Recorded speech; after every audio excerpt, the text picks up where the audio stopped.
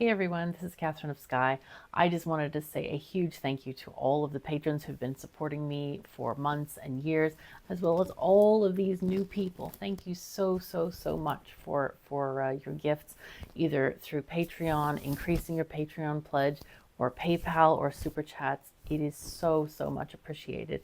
So thank you so much. Heart, heart, heart. Hey everyone, good morgon from Swedenland. This is Katherine of Sky. So I'm recording this in the morning after I had the surgery yesterday. I'm in a lot of pain. I haven't brushed my hair. I'm not allowed to leave the bed technically.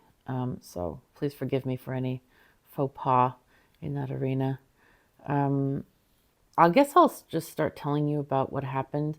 I'm not going to go into great detail about the surgery, but I am going to make a video about the great detail of the surgery, which is going to be more visceral and yeah, you might want to have a strong stomach for that one. But I'll post that on my Refreshingly Swedish channel. This is just an update for you, let you know what's going on. So yesterday, also, I have this drain in my neck, and it hurts so much. It hurts so much. I've already asked for all the pain medication I'm allowed, and it's just hurts so much. So I'm waiting for the doctor to come in and hopefully take it out. Anyway, so I was told the previous night and yesterday morning that I would be called first into surgery. So I was like, okay, yeah, get up. I got up at 6. I just naturally woke up because I had tried to go to sleep early. And then at 7 was when they were going to start calling people. So I was waiting and waiting, and I was like, oh my God, why am I not being called? And so then it gets to like 10 and 11, and I'm like, oh my God, it's already afternoon, just about. So I was really worried at not being called initially because they told me they'd do it in the morning or they would do it another day. They wanted to be real fresh and just because I guess it's very complicated. So finally, I think at 11, the doctor came, or the surgeon came to see me, and he says, you're going to be called soon. So I'm like, okay.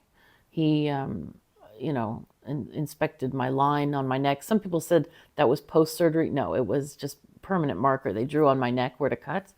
And as you can see, I have this bandage going on right now. I haven't even seen the wound yet. I'm slightly scared and horrified what it might look like because it was long. It was a very long, big cut. Anyway, so he redrew the thing because in all the washing and de-germing and sanitizing and all that, the line got a little bit muddied. So he redrew the line slightly more forward, which was also scary. So it's going to be more visible on the front side of my neck. But they got to draw where their artery is. They can't. It's not like you can dig for gold and find some random artery somewhere. This is a specific one. So anyway, eventually, about an hour later, they did call me. So I went to the pre-op where they put in like an arterial line in my hand. Oh God, I don't even want to tell you all the things. But I guess throughout the process, it's been a lot of nice people, people trying to be as kind as possible. I mean, they know they have to hurt you with the medical stuff, but they try to be as gentle as possible. Also, I want to tell you that even though I'm going to talk about things that are not pleasant, you should not put off having this surgery if you need it, okay? Because pain is temporary, right? Except for my migraines. But yeah, pain is generally temporary, and you will recover from that. So don't be afraid of pain. Pain doesn't kill you. Blocked arteries will kill you, though. They will. So anyway, oh God, sorry. It hurts when I swallow. It hurts when I move. It hurts when I do anything with this damn drain in here. It really hurts. Like my teeth hurt, and I'm not complaining. Okay, I'm just informing. My teeth hurt. both upper and lower on this side. So yeah, I'll talk more about that in a bit. Anyway, so pre-op, they try to get stuff in you, and it's so funny because I said, "Wow, this is taking a while." I was in pre-op for at least half an hour. She's like, "Oh yeah, yeah. Normally we do this while you're asleep, under anesthetic." I'm like, "Oh, okay." But the thing was, is I didn't have sleepy medication. So what happened is I was, taken to the operating room, and they had to get a lot of stuff done, like a catheter, which is not good for me. It's very it feels very dehumanizing and undignified and all this, but it was needed. So yeah, I had to do that, like a urine catheter. I don't like people looking at my parts. Okay, that's not part of my culture. I don't like it. It's just I felt it like humiliating, you know, and they had trouble getting it in, and it was painful. It was just okay. I'm not gonna go on about that. Anyway, so many people were like working on me. I felt like sort of a doll that children, like 15 children, were playing with at the same time. People on this arm or that arm or whatever arm. At some point, I had 4 IVs, and it felt like I had 8 because they had stuck me many times. My veins are very, very slippery and very stealthy. They sort of hide when nurses come out. So I had an arterial line which would automatically measure the blood pressure in my body, and I had 3 other IVs, one of which was put in the night before, but it was too small of a vessel. It's the one in my hand here. So they were like, well, we need something, bigger. And so I had 2 in this hand. There's one still there, which is at a very bad spot. It hurts, and it's like I can't move my wrist because of where it is. And anytime I try to move my wrist, it pushes it in further, so it hurts a lot. Anyway, but yeah, my veins are very slippery. You probably have better veins than I do. You probably do. Anyway, so there's a lot of poking and prodding and moving and pillows here and move your head this way and that way, and like it just feels like almost insane how much like they're just moving around and adding things. I felt like a cyborg at some point because I also had EKG wires all over me. I had cables everywhere. There were so many that were getting tangled, and all the IV lines, and it was just so much. And then they build this sort of like tent over your face so you can't see what's happening. And I said, I can't see what's happening anyway. Eyes do not reach down here. I cannot possibly see what's happening on my neck. But no, we'll just build a tent. And I think it was actually pretty good because the surgery lights are very bright, like really, ow, that hurt, really bright. I should not be so, yeah, emotional. Chill, calm. Actually, when I talk, it raises my blood pressure, I found out. So I'm going to try to be calm here. Anyway, they built this tent out of like, those kind of like blue paper sheets they have at doctors' places. Yeah, like out of that stuff, which was cool because it shaded me from the worst of the light. So that was really nice. So they built this little like little cave for me, but there was a lookout because I told them I was claustrophobic, but they so that they could do tests. So during this surgery, I was awake. I was definitely awake. It was kind of strange because like during part of it with this catheter thing, they're like, the anesthesiologist is like, oh yeah, I'll give you some be happy drugs. I'm like, okay, good luck, because drugs like that don't work on me like other people. Like that drug did not make me relax. It just made me feel like dizzy, like really dizzy. Like if you're getting motion sick on a boat or something. It like if I lifted my head a centimeter, I was just like, oh my God, like it felt like the world was spinning. It was really not great. It did have the effect of making me slightly sleepy. So it was a sedative of some variety, but I think other people it makes feel relaxed and chill and high, I guess. But I definitely did not feel good. I don't know what being high is. I've never been high to my knowledge. I mean, I've had other drugs. Like just last night, I had morphine, and yeah, it takes away the pain. It does not make me feel happy or like. Anyway, I'll get to another story later. I got to remember to put things in order and not ramble too much. So anyway, she gave me that, and it was fine, I guess. And I just got all the things done, and then they just started doing surgery, and it's scary. They use this method of cauterizing, like when they sliced my skin, I could feel them cauterizing with this electrical tool. Cauterizing is basically burning the flesh to stop it bleeding, because you don't want the blood leaking out everywhere. So they use electricity to do that. I didn't know this. I thought they use like in the past they used like hot iron kind of stuff. But now they use electricity for this. They put a special thing on my thigh so that I wouldn't get like electrocuted, which was good. But it, like, when they were doing this, it like made my lip like jump and my jaw jump, and I was like, what is going on? Like, well, I knew what was going on, but I was like, is this normal? Oh yeah, it's fine, it's fine. But it was quite a lot. Like, it was quite, like really violent shaking of my jaw and my lip, the muscles basically. But there was nothing bad that happened from that. No, I didn't bite my tongue or anything. It was just fine. And like I said, I had this like window from under my little cave of blue blankets, that I could communicate with the anesthesiologist, and let them know if anything was wrong. And I'll tell you what, this surgery is painful. So the first thing they do is they put a local anesthetic in your neck, which hurts, and that hurt will be repeated many times. So ironically, the anesthesia burns like hell. Oh my God, it hurts. So firstly, the needle, they usually put it kind of deep, so there's this really sharp sensation, and then you have the burning of the chemicals, and that hurts so bad. Anyway, so then the first time before they started the surgery, they left it for a good while, at least 10 minutes, probably more. I didn't have access to a clock.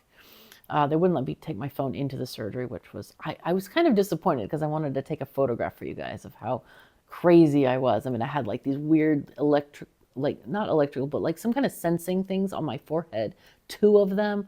I was like plastered in random medical stuff. Not random, but I felt random. I felt like a cyborg. I was like, wow, you guys are like doing a cosplay, and you're just like sticking stuff on me as I'm sitting here.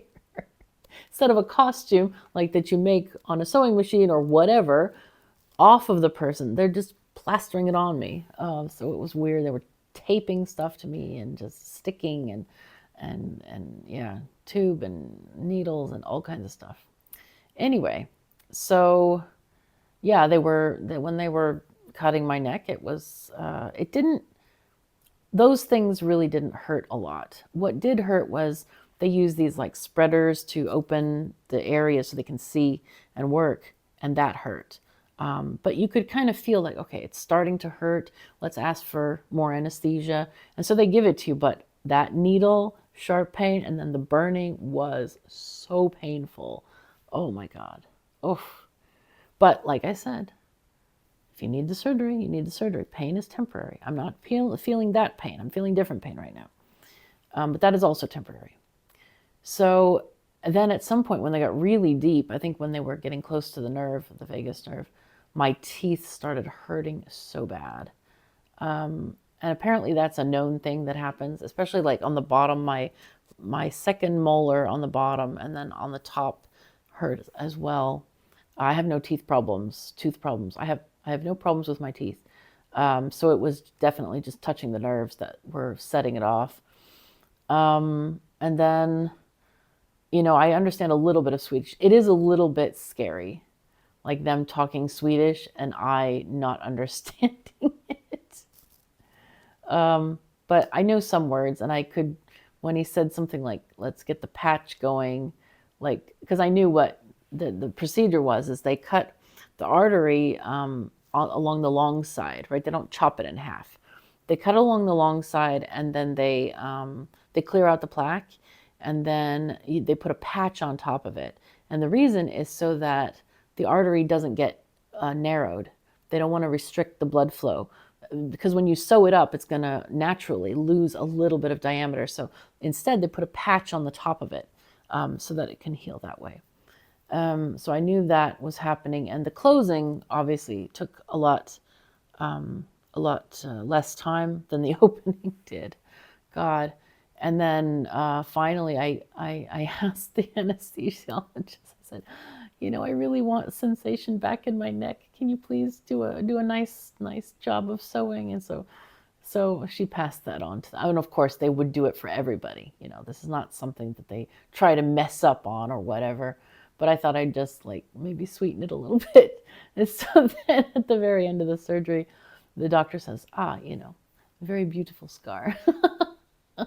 So I haven't seen it yet. Yeah, like I said, I had this surgery yesterday, and we have this drain. We have this hurts so much. This is the scar here underneath. Yeah, so I guess we'll see what it looks like later. I feel like I haven't lost any vocal capabilities. I have no problems. Yesterday it was a bit hairy because they didn't let me drink water for 18 hours, and my mouth was so dry. My tongue was literally sticking to the top of my mouth. It was so dry, and it was just kind of hell. It was bad. And then I had to go to the post-op ward. Oh, before I got there, it was so funny because in the operating room, we were transferring from the operating table to my bed, and so. It was so funny because they're like, okay, well, you're going to sit up now, and then we're going to, move you over. And so I started get up. No, don't you move. Because they don't want me to strain any of this, because, stitches, they don't want the stitches to come out and have to go and operate again, because you can tear stuff. We don't want to tear stuff. Do not want to be operating again or being operated on. And so basically the thing was lay like a rag doll. They will move you. They will move every body part you need. They will turn you, flip you, shove you over, whatever. And so that's what happened is I was trying to be a good patient and lay like a rag doll so I don't tear any of the stitches. So then they take me to the post-op ward where I'm not allowed to get out of the bed at all. I'm just sitting there or laying there, which was okay. On the way to the post-op ward, my anesthesiologist was there. She was really nice, and they were doing testing during the procedure as well to make sure that I wasn't getting hypoxic. So she'd ask me to squeeze her hand, and sometimes to say things like my social security number and stuff like that. But anyway, so she was kind of had this little relationship with me. So she was walking with me to the post-op. She said, yeah, now you can get some rest and sleep for I said, 4 hours is a long time to be in post-op. No, just you can rest and sleep. And then when I got there, I find out they test your neurological function every 15 minutes for the whole 6 hours I was there. So there's no sleeping involved whatsoever. Not at all. No sleeping. So that was bad. That was really bad. I was just I really wanted to sleep. And, sleep is so good for healing. But yeah, they wouldn't let me sleep. So anyway, there was some really lovely nurses there too in the post-op, really great characters. I'm not going to name people because I don't want to forget anybody. And I didn't know everybody's name either. But really cool people there, and they were really nice.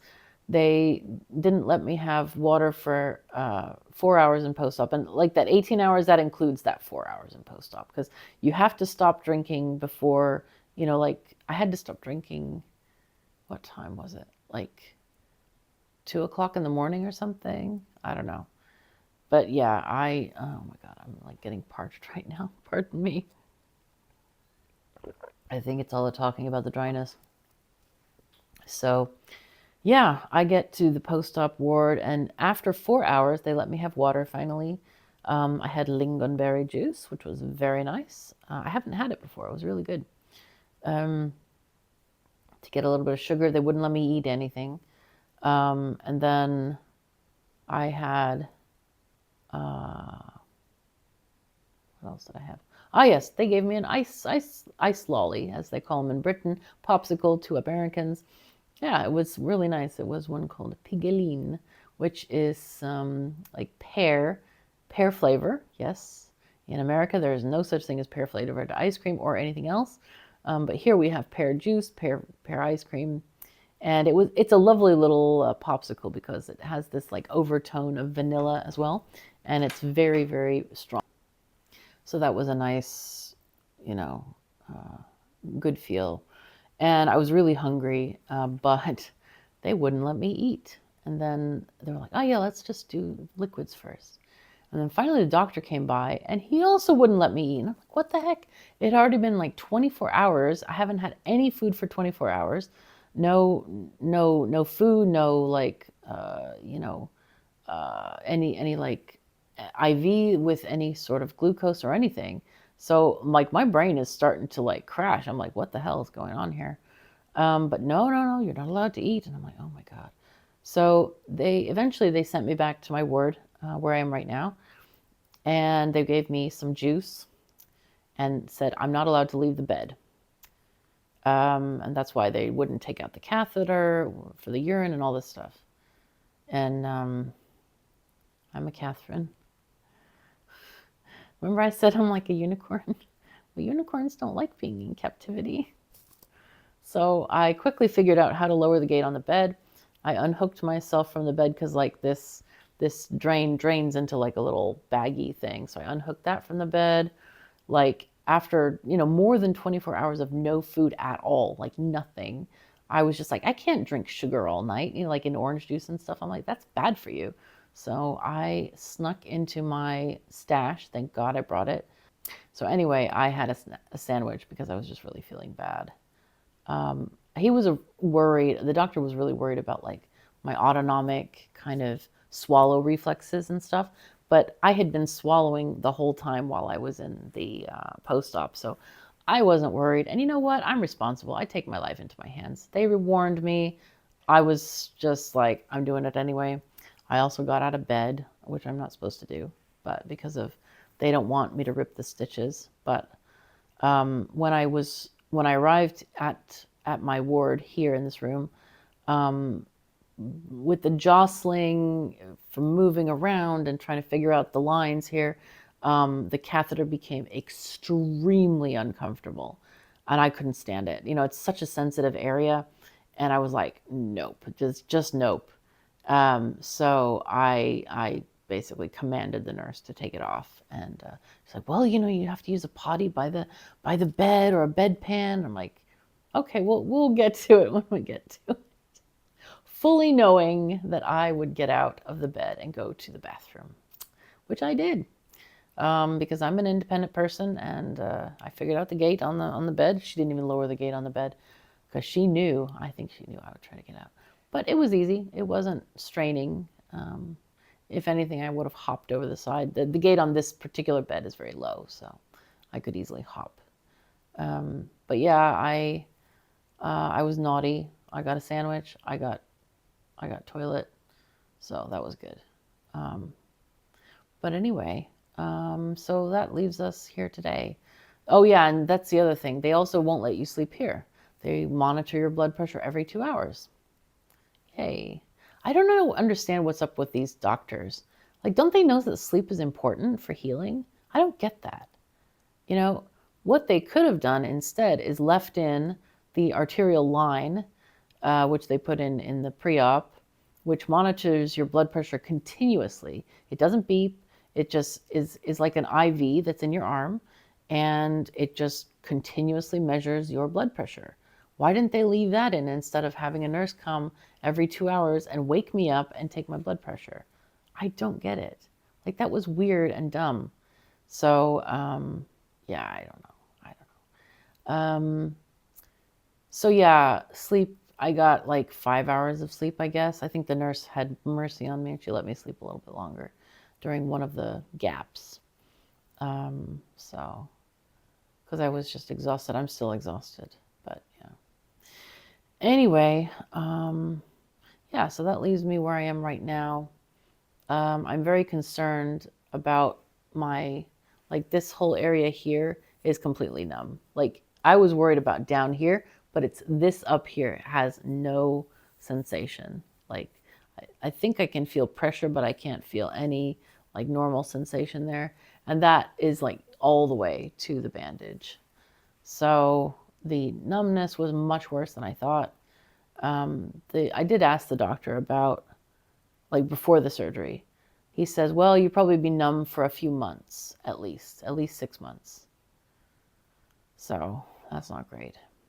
But, like I've said to you guys in the past, that, all my scars are really numb. I really hope I get something back, because this is a lot to be numb for the rest of your life. Like your entire cheek and chin and the whole neck, at least to the scar, probably beyond, because the bottom side of the scar is also going to be affected as well. So, yeah, it's not great. I am very happy though that my voice seems to be okay. I sounded like after all those hours of not drinking, I sounded like a tractor. The doctor was like, "Oh yeah, your voice sounds fine." I'm like, "No, it doesn't." What? How? Because it sounded so bad. But now today, I'm very confident that it sounds normal. I'm a little bit gravelly right now because, again, I think I've just gotten kind of like dehydrated in the mouth. They did give me like saline through the IV, but in my mouth, it's still really dry.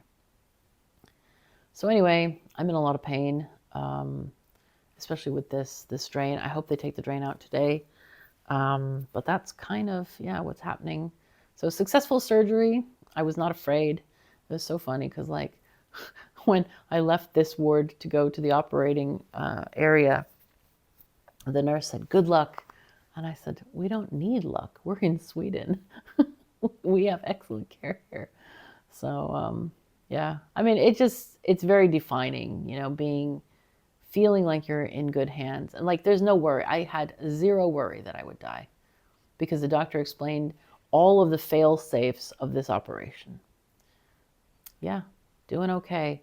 So I hope everyone is now comforted that I am alive and well. And I have to say, this is top-notch care. So if you ever need what I had, this, I forget what it's called, but it's a carotid endarterectomy, something like this. Get the tar, shovel it out of the arteries. And that is what we've been doing. Yeah. Hey, everyone. This is the afternoon now. I've met with the doctor. I've also had the drain removed, thank God. Oh, apparently young people have a much greater reaction to the drain that I had than older people. And apparently we find it a lot more painful. It was horrendous. And since they've had it removed, it's been mostly okay. I have just slight pain here. Well, slight. Just don't touch it. If I don't touch it, it's fine, but I can swallow a lot better and stuff. I did talk to the doctor about the numbness. They said that is probably gone forever. It may get back, it may not, but it has to do with individual neurons healing down here. I had no idea that those neurons would reach all the way from there to the chin. I thought maybe the chin, maybe the feeling neurons came from the back here. They don't. They come from the neck up.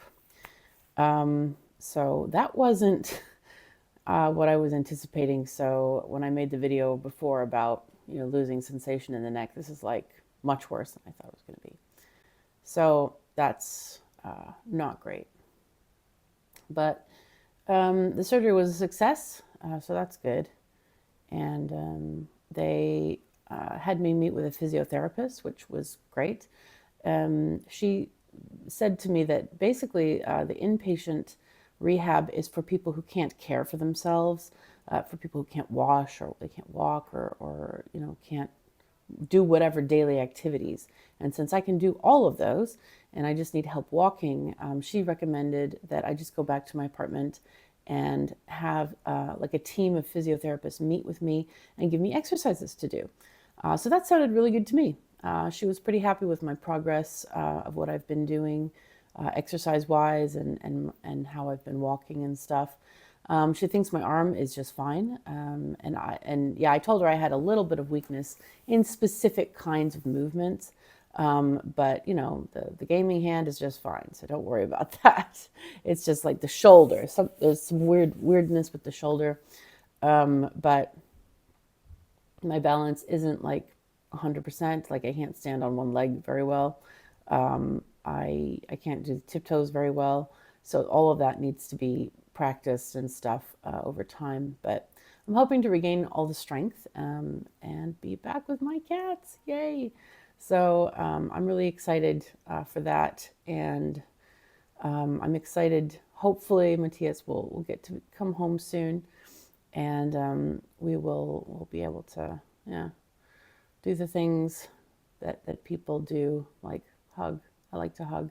I'm a big huggy kind of person. So anyway, so that is kind of all I have for you. And so I shall say, I hope you have much less surgery. there's a Twitch streamer that I really like called Zizzer, and he's from Norway.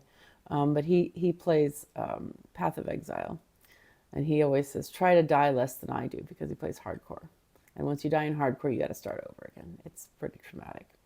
So I would say, try to have less surgeries than I do, if at all possible. Or maybe try to have less strokes than I do, because surgery is actually a good thing. It's not a bad thing. It's a good thing to help you feel better and to help your life be better and healthier. So try to have less strokes than I do. Take care of yourselves and each other, and I'll see you next time.